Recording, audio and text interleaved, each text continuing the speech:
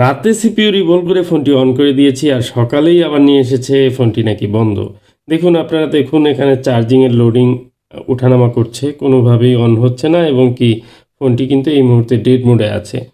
তো অ্যাকচুয়ালি একটি ফোন যখন সিপিইউ রিভলভ করা হয় সেই ফোনটি কি পুনরায় আবার বন্ধ হতে পারে? এরকম প্রশ্ন অনেকেরই থাকে এবং কি সিপিইউ রিভলভ করার পর সেই রিভলভিংয়ে ফল্ট করলে কী ধরনের সমস্যা হতে পারে সেই বিষয় নিয়ে আজকে পরিষ্কার একটি ধারণা দেওয়ার চেষ্টা করব এবং কি সেটি কেন হয় এবং কিভাবে এই সমাধান করা যায় এবং পুনরায় এটি আবার রিভলভ করলে ফোনটি অন হবে কি না বিস্তারিত আলোচনা করব। প্রথমে আমি এই সিপিইউটি বা র্যামটি আগে রিমুভ করে নেব। র্যাম রিমুভ করার পর আমি দেখব যে র্যামের নিচের যে বলগুলো এগুলো কোনো শর্ট রয়েছে কিনা, কোনোভাবে লাইন মিসিং রয়েছে কিনা। অনেক সময় দেখা যায় যে একটি র্যাম সিপিইউর সঙ্গে ঠিকঠাক মতো কানেক্ট হয় না, বল ছোট বড় থাকে বা ভিতরে কোনো ময়লা থাকে যে কারণে বলগুলো লাইন পায় না। লাইন বা কোনো কানেক্টিভিটি ফল্ট করলে তখন কিন্তু এই ফোনটি কিন্তু ডেড হতে পারে বা রিস্টার্ট, হ্যাঙ্গিং সমস্যাগুলো আসতে পারে। তো আমি র্যাম রিমুভ করলাম। র্যাম রিমুভ করার পর আমার প্রত্যেকটি বল ঠিকঠাক মতোই রয়েছে এবং কোনো বল কিন্তু মিস হয়নি। এই বিষয়টি আমি কনফার্ম হলাম এবং এবার আমি সিপিইউটি রিমুভ করব। সিপিইউ রিমুভ করার সময়ও আমি দেখব যে আমার বলগুলো ঠিকঠাক মতো মাদারবোর্ডে কানেক্ট পেয়েছে কিনা। দেখুন এই পাশে আমি ঠিকঠাক মতো দেখতে পাচ্ছি, কিন্তু উপরের সাইডে দেখুন এখানে কর্নারে বেশ কয়েকটি বল কিন্তু ঠিকঠাক মতো কানেক্ট হয়নি। তো মূলত এই কর্নারের যে বলগুলো এগুলো ঠিকঠাক মতো মেল্টিং পয়েন্টে পৌঁছায়নি, যে কারণে বলগুলো গলে যে মাদারবোর্ডের সঙ্গে কানেক্ট হবে সেটি কিন্তু হয়নি। এটি একটি বড় ধরনের সমস্যা। যদি আপনার সিপিইউ রিভলভ করার সময় সব জায়গায় হিট ঠিক মতো না লাগে এবং কি বলগুলো ঠিকঠাক মতো কানেক্ট না পায়, সেক্ষেত্রে এই ফোনটি কিন্তু খুব দ্রুত 2-1 দিনের ভিতরেই আবার ডেড হয়ে যেতে পারে। তো এই সমস্যাটি আসলে কোনো বড় ধরনের সমস্যা না, কারণ একটি রিভলভিং ফল্ট হলে সেটি আবার রিভলভ করলেই কিন্তু সেই সমস্যাটি সমাধান হয়ে যাবে এবং কি পরবর্তীতে আপনি যদি যত্ন সহকারে আরেকবার রিভলভ করে দেন তাহলে কিন্তু সেই ফোনটি একদম আগের মতো ভালোভাবে আবার চলবে। কিন্তু এই ফোনে যদি কাজ করার সময় কোনো ধরনের মাদারবোর্ডে কোনো ওভারহিট লাগে বা বোর্ড ফুলে যায় বা স্ক্র্যাচ পড়ে বা আইসির কোনো ড্যামেজ হয়ে যায়, সেক্ষেত্রে কিন্তু এই ফোনটি ডেড হয়ে গেলে বারবার যদি ডেড হতে থাকে তাহলে সেই ফোনটির সিপিইউ কিন্তু ড্যামেজ হতে পারে। অনেক সময় দেখা যায় অতিরিক্ত হিটের কারণে বা অনেক সময় সিপিইউ রিমুভ করার সময় বাঁকা হয়ে যায়, যে কারণে ইন্টারনালি কোনো ড্যামেজ হওয়ার কারণে সিপিইউগুলো হিট হয়ে যায় এবং কিছুক্ষণ চলার পরে এই ফোনটি আবার বন্ধ হতে পারে। এটি হচ্ছে ভিন্ন একটি রিজন। কিন্তু আপনার যদি কোনো কানেক্টিভিটি ফল্ট করে বা কোনো বল ছোট বড় হয় বা বল ঠিকমতো হয়নি, সেটি কিন্তু আবার পুনরায় বল করে লাগালে এই ফোনটি কিন্তু একদম আগের মতো চলবে। এখানে দেখুন আরও একটি প্রবলেম আমি দেখতে পাচ্ছি। এখানে হচ্ছে যে সিপিইউর নিচে যে ক্যাপগুলো থাকে এই ক্যাপাসিটরের মধ্যে একটি ক্যাপ কিন্তু আমি এখানে ভাঙা পাচ্ছি, মানে একটু ব্রোকেন হয়ে আছে মনে হচ্ছে। আর এ ধরনের সমস্যা কিন্তু খুবই সূক্ষ্ম হয়ে থাকে। দেখুন এই ক্যাপগুলো যদি কোনো সময় আঘাত লেগে ফাটল ধরে তাহলে সেগুলো কিন্তু শর্ট হয়ে যেতে পারে।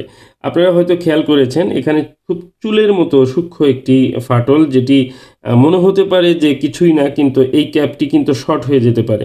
আর এ ধরনের কোনো শর্ট বা এ ধরনের কোনো ক্যাপ যদি ব্রোকেন হয়ে যায় বা খুলে যায়, আপনি ফেলে দিবেন, কোনো সমস্যা নেই, কিন্তু সেটি জোরাজুরি করে লাগাতে গিয়ে অনেক সময় এই ক্যাপগুলো যদি পরবর্তীতে শর্ট হয়ে যায়, কোনো সমস্যা হয়, তাহলে কিন্তু ফোনটি ডেড হতে পারে।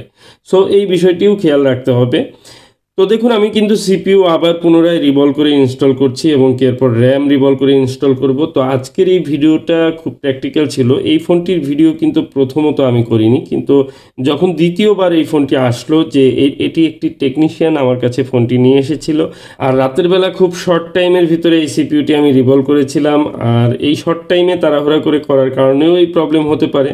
প্রথমত যে সমস্যাগুলো হয় এই সমস্যাগুলো আমাদের বেশ কয়েকটি কারণে হয়। একটি হচ্ছে তাড়াহুড়া করার কারণে আমাদের এই পুরোপুরি সিপিইউটি মেল্টিং পয়েন্টে না গিয়ে যদি আইসিটা ঠিক মতো না লাগে, সবগুলো বল যদি ঠিকঠাক মতো না গলে, তখন কিন্তু সমস্যা হয়। আবার দেখুন এই যে আমি এখন খুব ভালো করে নাড়িয়ে দিচ্ছি এবং কি পুরো সিপিইউটি কনফার্ম করে নিলাম যে ঠিকঠাক মতো বল পেয়েছে কিনা, বা চার কর্নারে আমি একটু চাপ দিয়ে বসিয়ে দিয়েছি। এটি কিন্তু খুবই সূক্ষ্মভাবে করতে হয়, কারণ একটু চাপটা জোরে লাগলেই কিন্তু আবার বল শর্ট হয়ে যাবে ভিতরে বলগুলো। সেক্ষেত্রে পুনরায় আবার রিভলভ করতে হবে। তো যাই হোক, অনেক সময় দেখা যায় যেগুলো মিস হয়, বলগুলো ঠিকমতো লাগে না বা এরকম হিট বেশি অ্যাবজর্ব করে যে সমস্ত মাদারবোর্ডে, সেগুলোর ক্ষেত্রে আমাদের একটু ইয়ার বাড়িয়ে বা হিট এয়ার একটু বাড়িয়ে দিয়ে আমাদের একটু লম্বা সময় ধরে সুন্দর করে সিপিইউগুলো সোল্ড করলেই এই সমস্যাগুলোর সমাধান হয়ে যায়।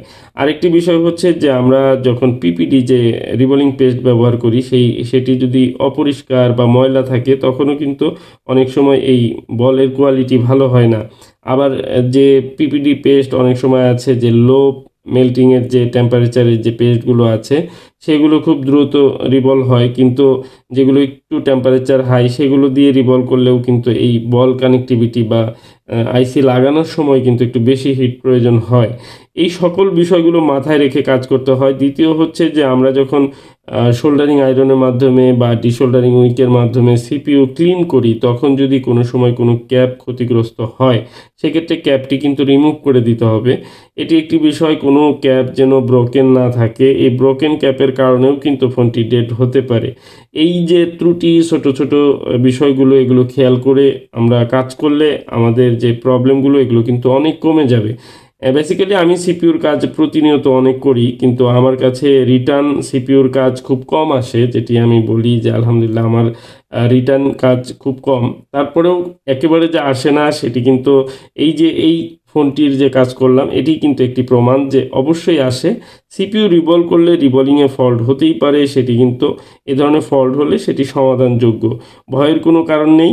এবং কি এই ফোনটি যদি এখন ভালোভাবে রিবল করে অন করে দিতে পারি আশা করি এই ফোনটি এখন লম্বা সময় চলবে। তো ডিসপ্লে প্যানেলে আমি বসিয়ে নিচ্ছি এবং কি এখানে চার্জিংয়ের একটি জাম্পার রয়েছে। চার্জিংয়ে অনেক ক্ষেত্রেই দেখা যায় যে এই ধরনের ফোনগুলো একটি ওয়্যার দিয়ে নিচ থেকে উপরে চার্জিংয়ের জাম্পার করে নিতে হয় বা জাম্পার করা থাকে।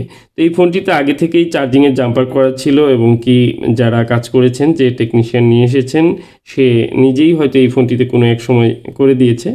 তো আমি এই ফোনটির এখন আবার জাম্পারটিও নতুন করে দিলাম এবং কি এবার ফোনটির চার্জিং দিয়ে দেখব যে অন হয় কিনা বা লোগো আসে কিনা। দেখুন যে অলরেডি কিন্তু পোকো লেখা চলে আসছে। রেডমি K30 Pro এবং পোকো F2 Pro একই টাইপের ফোন।